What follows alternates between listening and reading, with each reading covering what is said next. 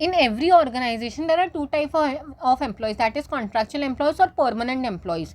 तो जो contractual employees हैं इन लोगों को कभी भी gratuity मिलता ही नहीं था. जो permanent employees होते हैं इन लोगों को gratuity मिलता था only after they complete 5 years of service. मतलब contractual employees को कभी gratuity मिलता ही नहीं था. तो अभी गवर्नमेंट ने बोला है कि even if you're a contractual employee still you become eligible for gratuity after 240 days of your completion.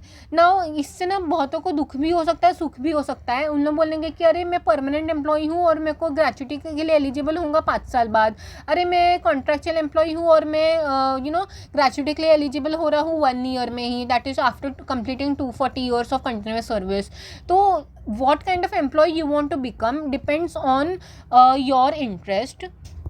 C if you are an permanent employ versus अगर कॉन्ट्रैक्चुअल एम्प्लॉय की बात करें तो हमेशा जॉब सिक्योरिटी परमानेंट एम्प्लॉय को मिलता है. अगर कोई प्रमोशन की बात करें, कोई इंटरनल करियर ग्रोथ की बात करें तो हमेशा वो परमानेंट एम्प्लॉय को ही मिलता है, क्योंकि मालूम है कि कॉन्ट्रैक्चुअल एम्प्लॉय को प्रमोट करके भी कुछ मिलेगा नहीं.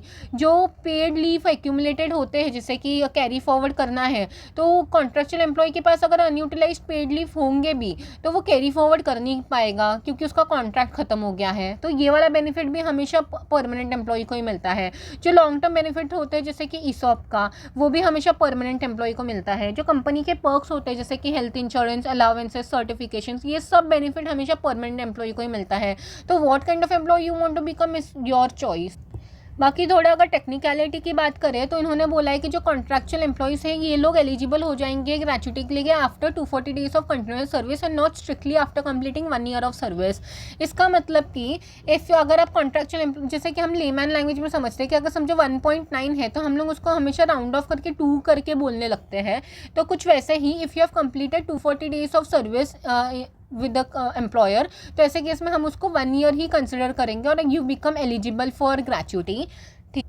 If in case you are a permanent employ you become eligible only after 5 years, और आपके लिए है कि आप 4 साल 4 ईयर्स एंड 240 डेज के बाद you become eligible for your gratuity.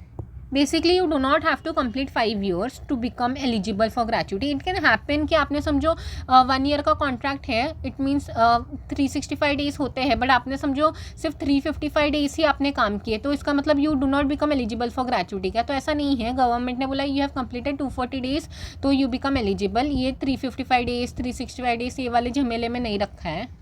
बाकी ये फॉर्मूला दिया है मैंने कि अगर आप एम्प्लॉय हो who is covered under gratuity, employ who is not covered under gratuity, you can have a look. ये एक न्यूमेरिकल एग्जांपल दिया गया है, you can even have a look, आपको इससे और ज़्यादा क्लैरिटी आई.